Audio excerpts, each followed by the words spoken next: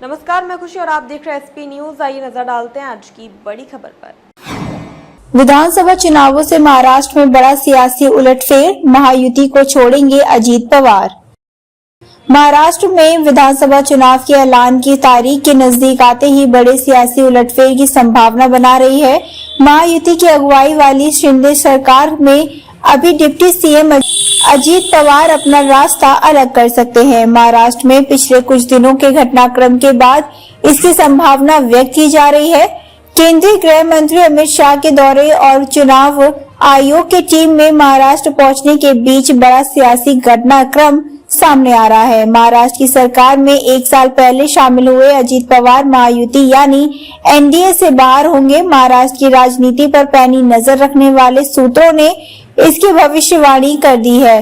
अजीत पवार विधानसभा चुनाव के अकेले या फिर कुछ छोटे दलों के साथ थर्ड फ्रंट बनाकर मैदान में उतर सकते हैं।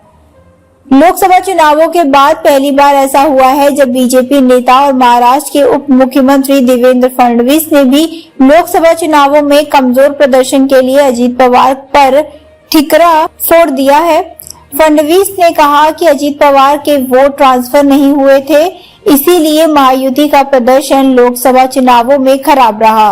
लोकसभा चुनावों के बाद खराब प्रदर्शन पर आरएसएस के मुखपत्र द ऑर्गेनाइजर ने अजीत पवार के ऊपर ठिकरा फोड़ा था। इसके बाद अजीत पवार भी अपने सियासी भविष्य को लेकर सावधान हो गए थे। उन्होंने अपनी पार्टी की अच्छी पोजीशनिंग के लिए एक कंपनी हायर की थी। इसके बाद वह राज्य में अकेले जन सम्मान यात्रा निकाल रहे थे। अजीत पवार के महायुति से निकलने के बाद राज्य की राजनीति में बड़ा सियासी उलटफेर हो सकता है।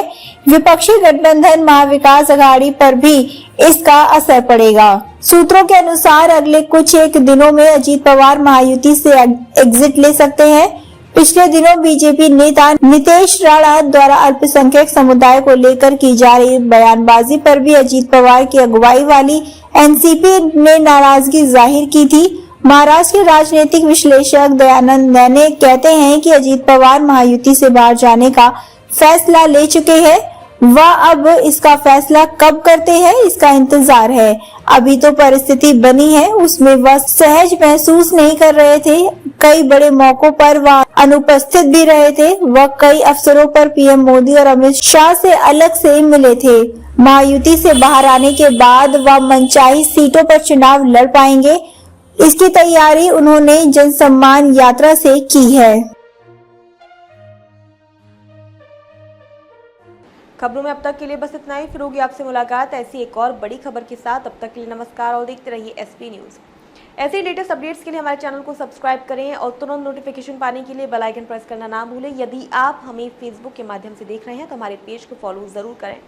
धन्यवाद।